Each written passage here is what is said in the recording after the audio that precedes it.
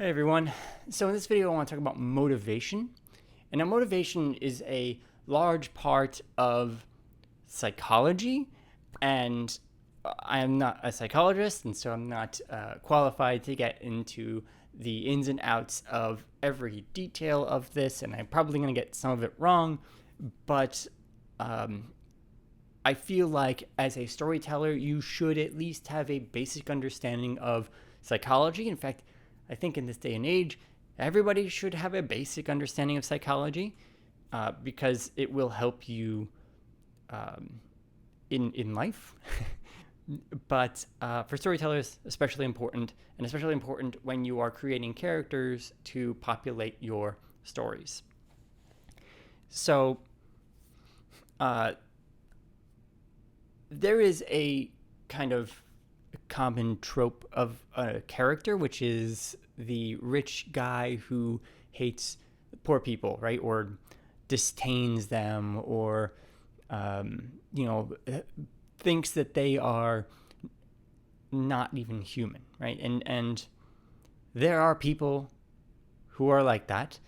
And we can draw on those people for their kind of personalities and life instances, and kind of get a better understanding of of the kind of situations that might cultivate that kind of mentality.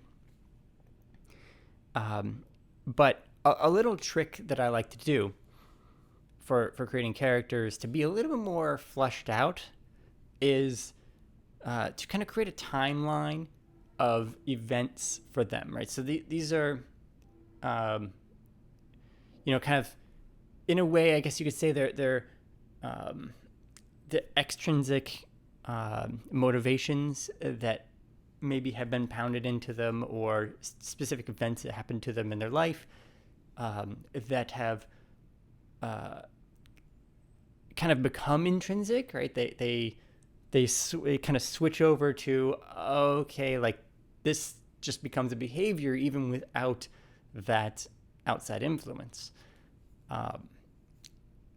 So it takes time, it takes kind of cultivation of these types of mentalities usually, but sometimes a very traumatic event will kind of scar somebody for similar things, and that's self-preservation and all that fun stuff. But anyway, so on the trope of the rich guy who hates or disdains poor people, right? So we make this timeline, and I kind of go from birth, right? So this character, we'll say, I don't know, his name is James, right? And James comes from a very rich family. His nearest neighbor, the Johnsons, they just bought a new yacht, and James's family, they each have their own jet ski, but they don't have a yacht. And James's dad really wants the best for his kid, and his line of thinking is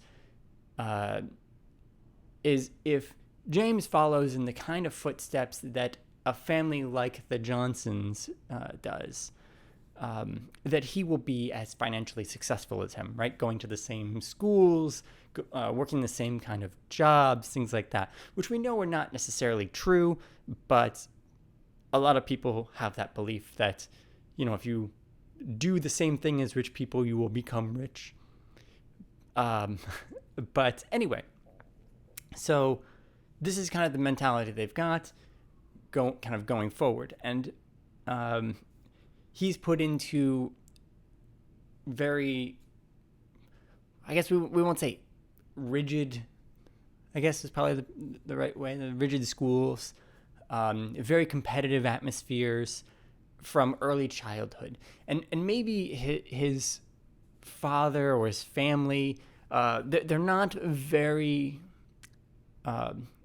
they're not very supportive of him. And obviously they're supportive in the financial sense, the materialistic sense, but I'm talking about like the emotional sense, where they don't give him proper motivation. The only motivations they usually give him are usually like negative motivation, but they don't incorporate positive. And maybe he had, his mother gave him positive motivation or assistance when he felt down, but as he got older, he kind of faded from that relationship, right? And his friends are also very competitive. They are cordial with each other, and maybe they kind of drop their guard with each other a little bit, especially earlier on. But maybe he's been burned by his friends one too many times, where he let slip that he cheated on a test, or that he did one or two things incorrectly, and the friends capitalize on that, and to get ahead. And from the friends' perspectives, they may be thinking, like, I'm sorry you got hurt. That was not my intention. My intention was for myself to get ahead. This is, after all, a competition. No hard feelings, which might sound kind of coarse, but a lot of well-meaning friends have that same kind of thing, where a friend says something that they immediately are like, "Oh, that was stupid. What? Like, of course I was wrong there," and their friends make fun of them for weeks after it. Like, the friends are using it as a comedic relief moment and kind of bonding moment between them, but the one who's being made fun of doesn't necessarily feel the same way. So same kind of situation, but just kind of exacerbated because of the competitiveness of it all. So most of his relationships with other people are competitive or are,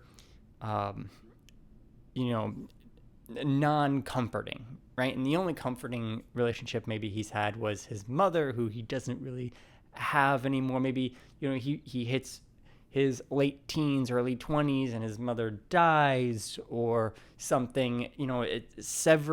Basically this relationship is severed somehow. And he kind of is drawing back in on himself. Kind of fast forwarding, when he's looking for a wife, he might think to go more in the route of a housewife type of partner. Housewife being kind of a surrogate for mother, and he's trying to replace that one good relationship that he had and be as similar as that relationship. And maybe it works out, maybe it doesn't. Again, that's up to the writer of this James character to decide, and how that plays out.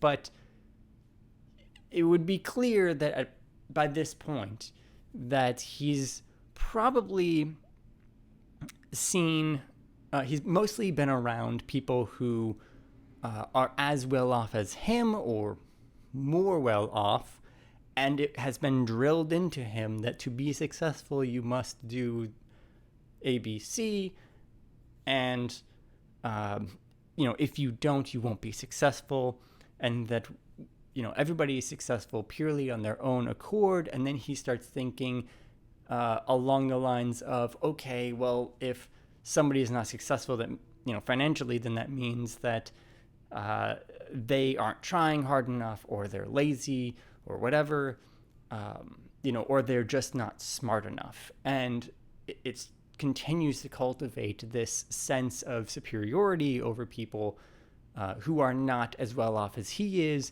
And if he does, and I would say that he would encounter this more as he encounters more success, right? So he kind of already has this leg up by being in this born in this family that's well off, and he continues it because they have this kind of pattern down to self-promote, and their family, and so he is pushed even higher than his father by his father and the institutions that they are involved in.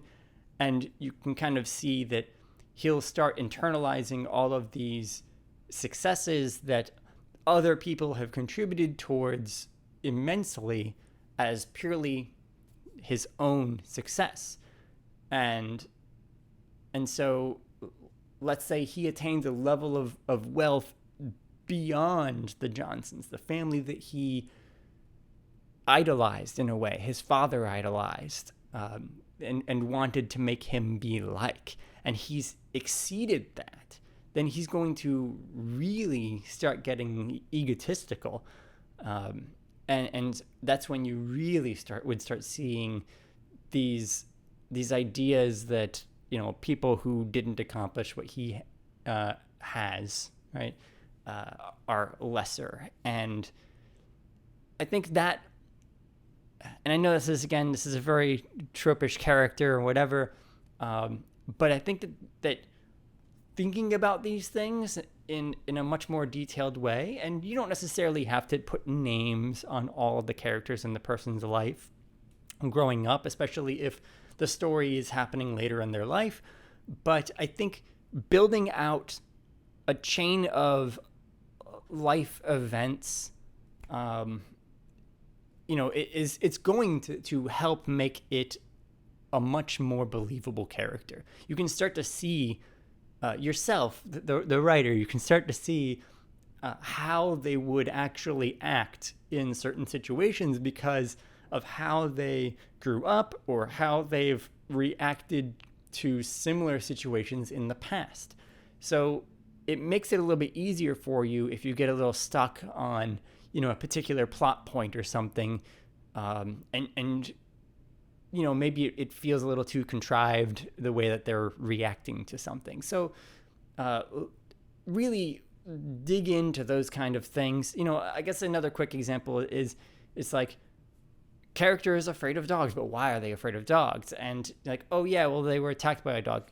But get more specific than they were attacked by a dog. Like, people get attacked by a dog all the time, if that phrasing makes any sense, but they don't necessarily fear dogs later in life. So it must have been maybe multiple vicious attacks, and maybe one of them was much more vicious than the other one, but was earlier in life, and so they don't quite remember, like they don't have strong memories of it, but they have physical scars from it.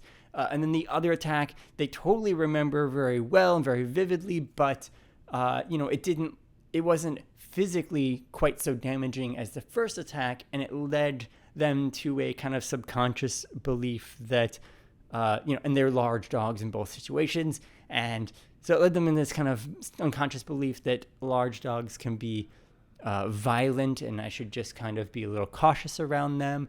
And maybe in the story they're running, and a large dog kind of jump scare barks at them, and they pause for a half beat and kind of think for a moment, like, it's just a dog, it's okay, and then they move on, right? And not like total fear and curling up fetal position, because that would not be necessarily the kind of reaction that this character would have in that space.